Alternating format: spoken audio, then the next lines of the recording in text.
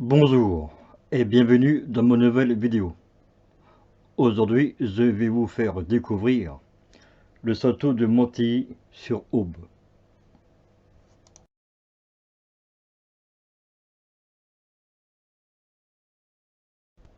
Le château de Montilly-sur-Aube est un château du XVIe siècle, situé dans le village du même nom, dans le département de la Côte d'Or.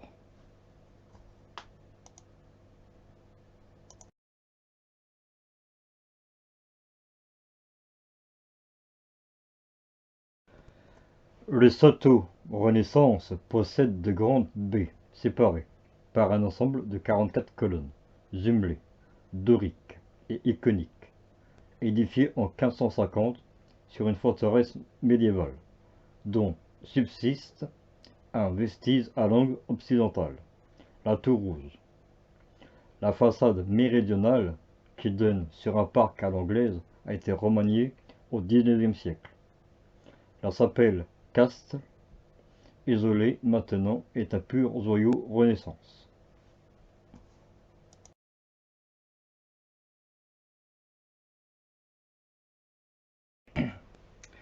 Une maison forte existe à l'emplacement de l'actuel château depuis le XIIe siècle.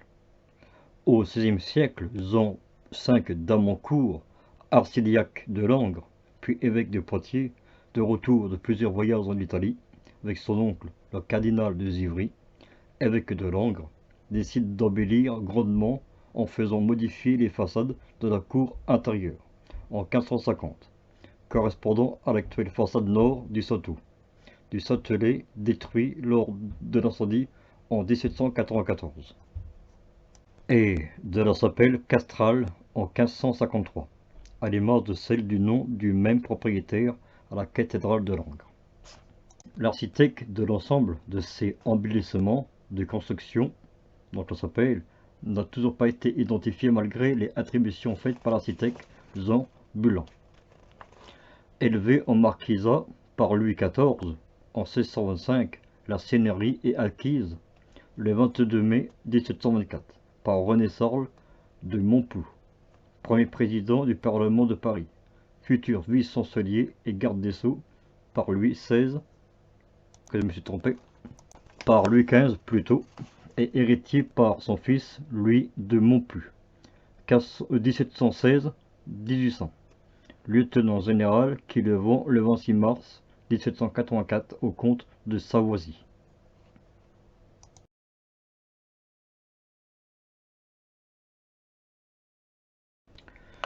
Le château est détruit aux trois quarts par un incendie en 1794. En 1817, d'importants travaux de démolition s'imposent. Certaines parties sont récupérées et se retrouvent intégrées dans l'actuel château.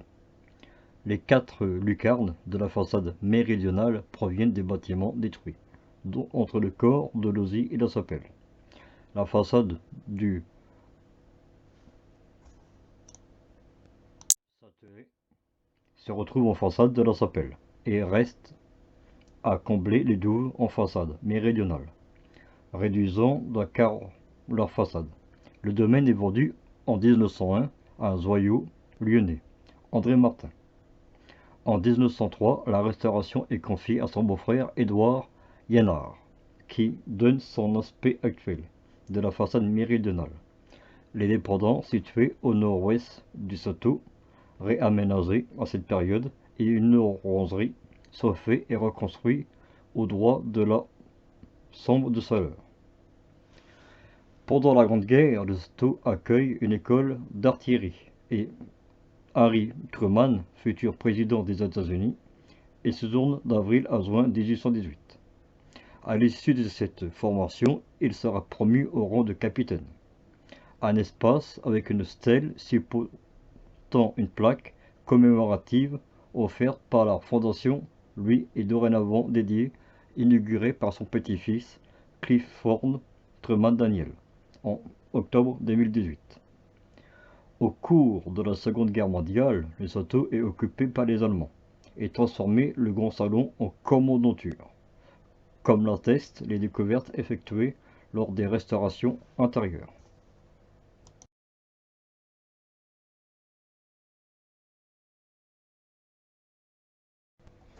Le Soto bénéficie de multiples protections au titre de monument historique. En 1959, le Soto extérieur et intérieur sont inscrits à l'inventaire supplémentaire des monuments historiques. Et en 1961, les façades et toitures du Soto, la chapelle ainsi que le parc et ses murs d'enceinte sont classés monuments historiques.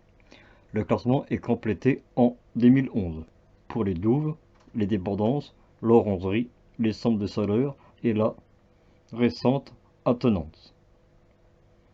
Il est à noter que le nom du château de Beauregard, utilisé pour d'autres châteaux bourguignons, est parfois attribué à celui de Montigny-sur-Aube.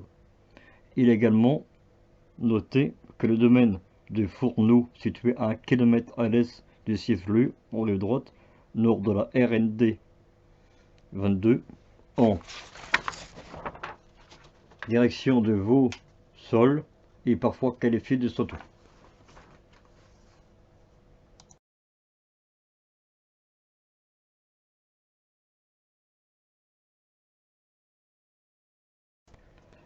Attenant au parc du Château et dans le prolongement de l'orangerie et de la centre de chaleur, transformés en figurés, se trouvent des versets potagers du XIXe siècle. Clos de mur réhabilité en 2013, comprenant plusieurs centaines de variétés fruitiers, en forme jardinée, espaliers et contre-espaliers, dont nombreux sont antérieurs à 1900. Le label Jardin remarquable a été attribué en 2015. Des bassins de jardiniers et de fontaines Renaissance se trouvent au croisement d'allées en arceaux.